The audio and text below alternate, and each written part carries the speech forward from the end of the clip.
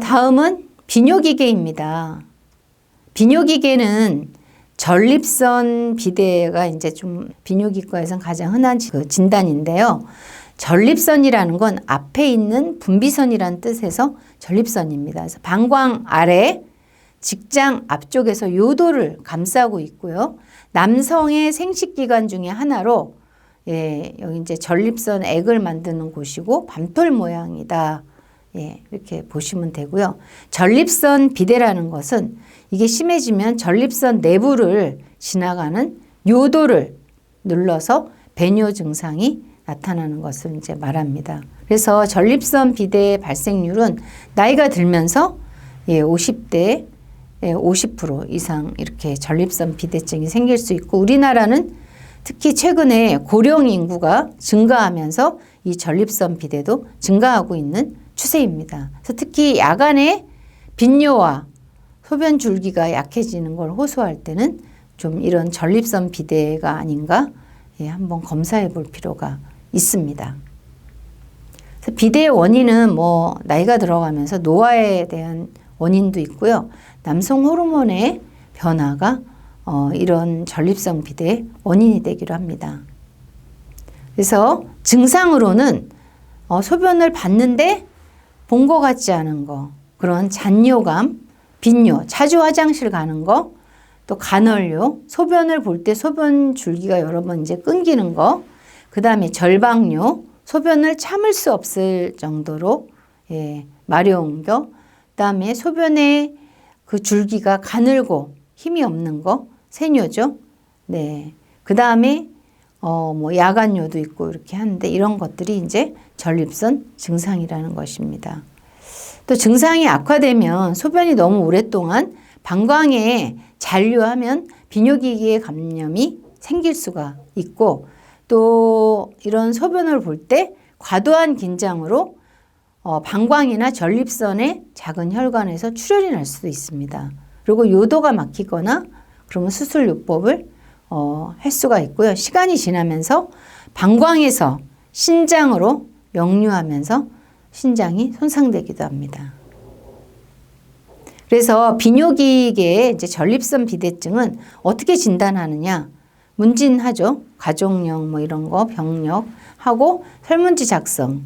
그래서 국제 이제 전립선 증상 점검표가 있습니다. 거기에 체크를 하고 검사하고, 검사에는 이런 것들이 있어요. 직장 수지 검사, 또 요속 검사, 잔뇨 측정, 소변 검사, 이런 검사들을 통해서 이제 비대증 진단을 내릴 수가 있습니다. 그다음에 남성의 비뇨기계 전립선 비대증 자가 진단표입니다. 그래서 자가 진단표는 이제 여기 나와 있는 대로 평소 소변을 볼 때 다 보았는데도 소변이 남아있는 것 같이 느끼는 경우가 많습니다. 또 평소 소변을 보고 난 후 2시간 이내에 다시 소변을 보는 경우가 있습니까?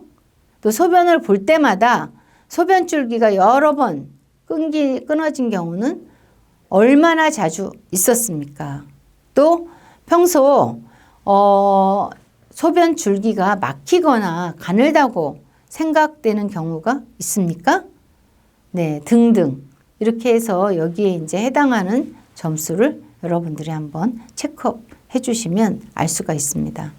그래서 전립선 비대증 검사들, 여기 직장 수지, 또 요속, 소변 검사, 잔뇨 측정, 그 다음에 요도 방광 내시경, 초음파 조직 검사, PSA 검사가 있습니다.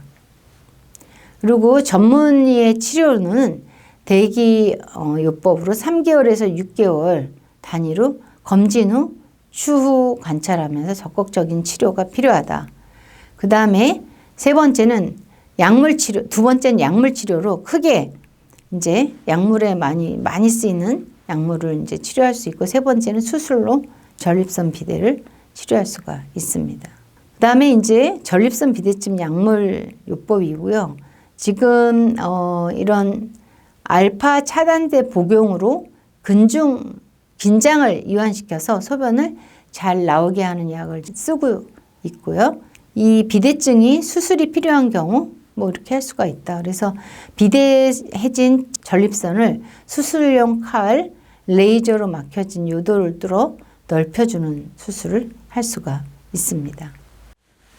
네, 여성 비뇨기계 방광염입니다. 여성들은 이제 방광염이 많이 걸리고요.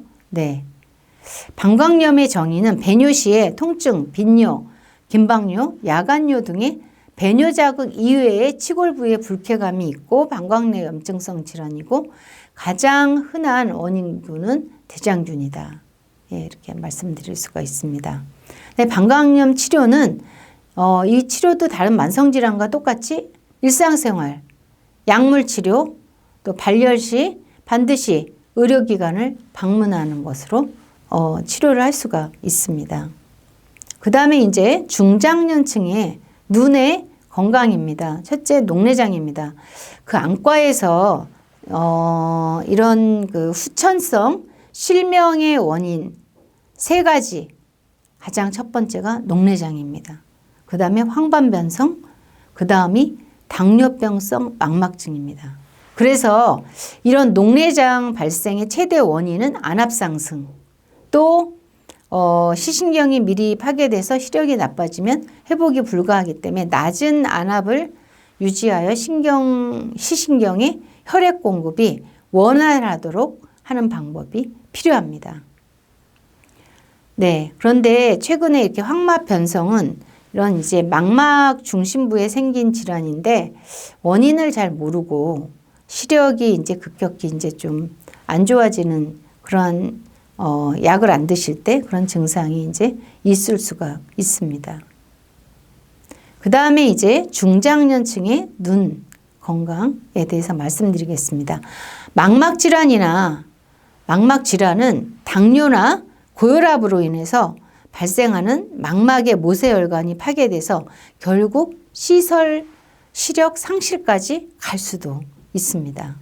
그래서 지금까지 신체 건강, 또 정신 건강, 또 만성 질환 우리가 알아봤고요. 지금부터는 치매 예방에 대해서 알아보겠습니다. 치매 예방은 일단 고혈압을 치료해야 되고요. 당뇨병, 콜레스테롤, 비만, 네, 이런 부분을 치료할 때 훨씬 더 효과가 좋습니다. 그다음에 이제 중장년의 영양관리입니다. 중장년층의 영양관리하고 암검진입니다. 중장년의 영양관리입니다. 중장년이 지켜야 할 10가지 식습관을 알아볼까요? 우선 식사량의 밸런스를 잘 맞추는 것이 필요합니다. 그래서 아침, 점심은 가볍게 하고 저녁을 많이 먹으면 영양 부족으로 오히려 좀 몸이 더 밸런스가 깨질 수도 있고 위에도 부담을 줄 수 있습니다. 그래서 아침, 점심, 저녁의 식사량을 조금 이렇게 균형 있게 유지하는 것을 이제 권해드리고요. 또 단백질 식품을 매일 드셔야 합니다. 그래서 이런 체력과 면역을 유지하려면 단백질이 꼭 필요하거든요. 그래서 이런 단백질은 고기, 생선 이런 데 많이 풍부하게 들어 있습니다. 그래서 이런 단백질 매일 드시는 거, 특히 단백질의 그런 완전 단백질이 달걀이라고 합니다. 그래서 달걀을 꼭 하루에 적어도 1개 이상은 챙겨 드시기를 이제 권하고요.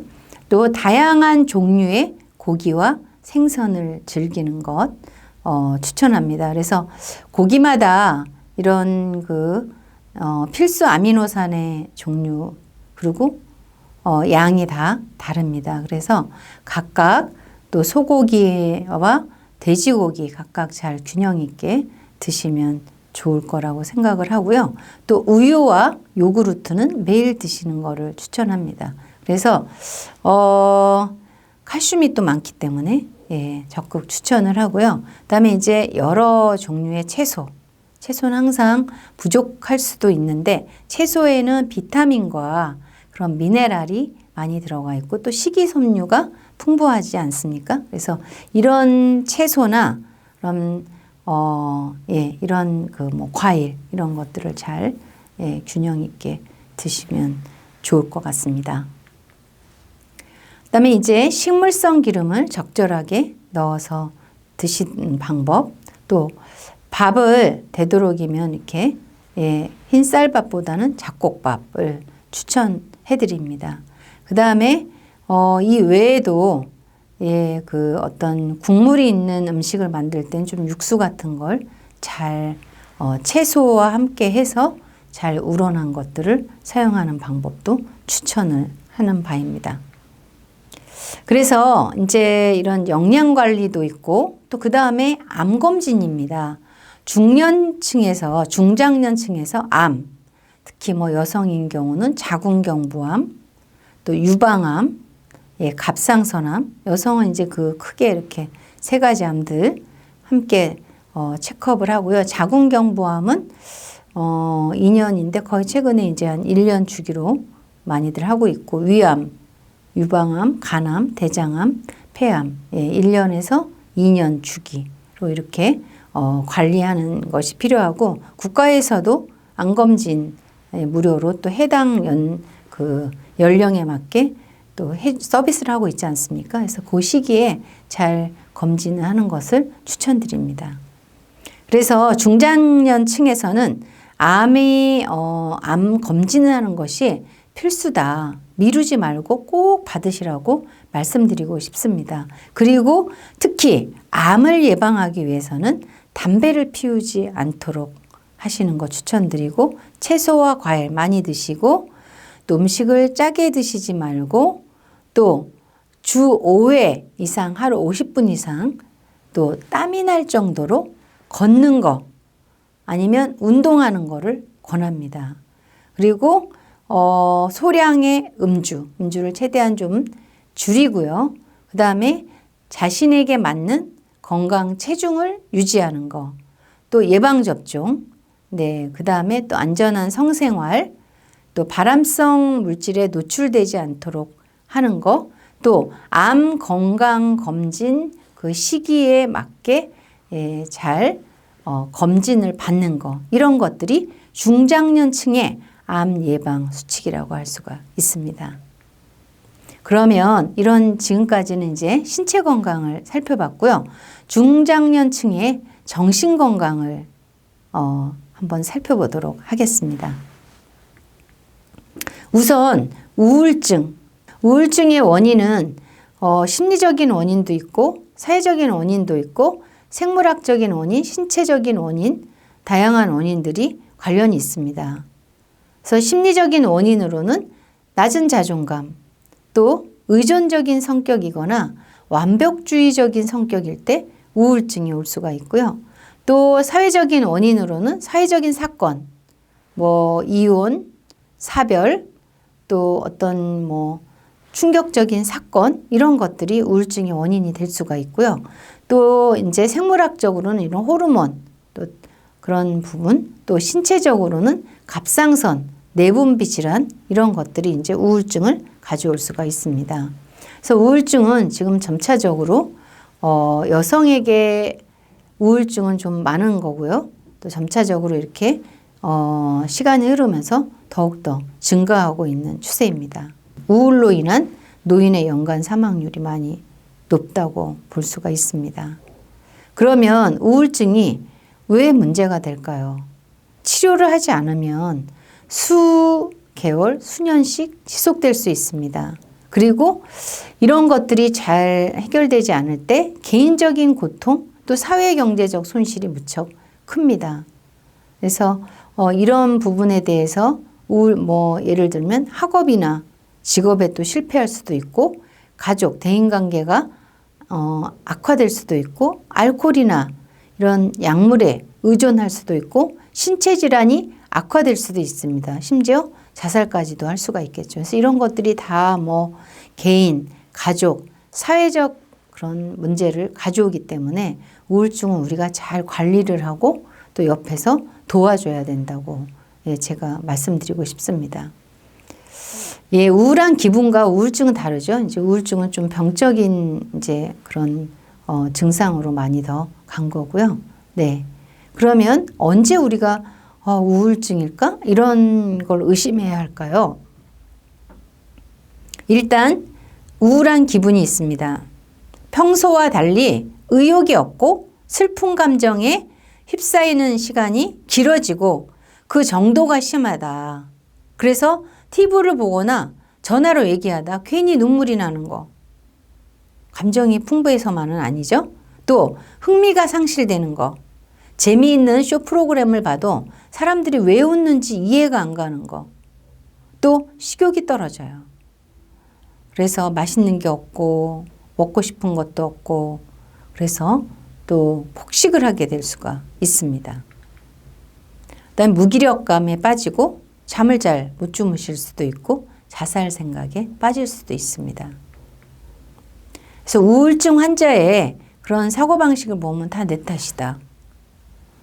어떤 외부의 어떤 분노의 대상한테 향하지를 못하고 그걸 내면으로 끌어들이는 거, 그리고 나를 탓하는 거, 또 앞으로 부정적인 시각을 갖는 거죠. 세상이 다 부정적이고 앞으로 일들이 잘 안 될 것 같아. 그리고 지금 있는 이런 안 좋은 일 계속 또 반복될 것 같아. 또 저번에 한번 일이 잘 됐는데 그 일이 잘 된 건 운이 좋아서일 뿐이야. 다음엔 절대 그런 일 없을 거야. 이런 특정적인 사고방식을 가질 수가 있습니다. 연령에 따라 이제 뭐 우울 증상은 이렇게 달라지고요. 주로 중년층의 우울 증상은 건강염려증, 또 죄책감, 의심 뭐 이런 거 관련이 있고 절망감, 또 공허감, 건망증, 또 빈등주의 증후군, 화병 이런 거와 다 관련이 있습니다. 그러면 중년기 우울은 폐경기, 여성에게 오는 폐경기 우울이 있고 또 중년 남성의 우울증이 있습니다. 그래서 여성인 경우 한 40에서 55세 사이에 폐경이 옵니다. 이 시기에 안면이 빨개지고 또 막 땀이 나고 잠을 잘 못 자고 그리고 20에서 30%가 우울감, 불안감을 느끼고 기억력도 떨어집니다. 그래서 이러한 여성의 폐경기 우울증이 있고 중년 남성의 우울증이 있습니다.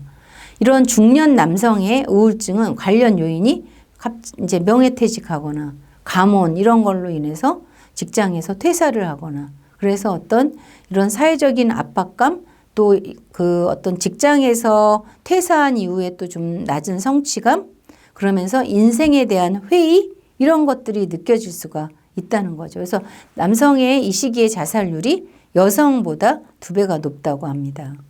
네. 그리고 신체 질환이나 약물에 의한 또 우울증도 있습니다. 네. 그리고 우울증은 우리가 치료될 수 있다고 해요. 그래서 약물 치료도 할 수 있고 정신 치료도 할 수 있고 또 개인의 어떤 라이프 스타일을 잘 관리해서도 빠른 회복을 가져올 수가 있다고 할 수 있습니다. 그 다음에 약물 치료에 대해서 특히 정신과 약물 치료나 이런 부분에 대해서 오해를 하는 경우가 많은데 대부분 오해를 하는 그 내용들이 약으로 어떻게 사람의 마음을 고치지? 못 고쳐. 이런 부분 또 약에 의존하게 돼서 내 뜻대로 안 되고 헤어나지를 못하면 어떡하지? 내가 평생 이 약을 먹고 살아야 되나? 이런 거.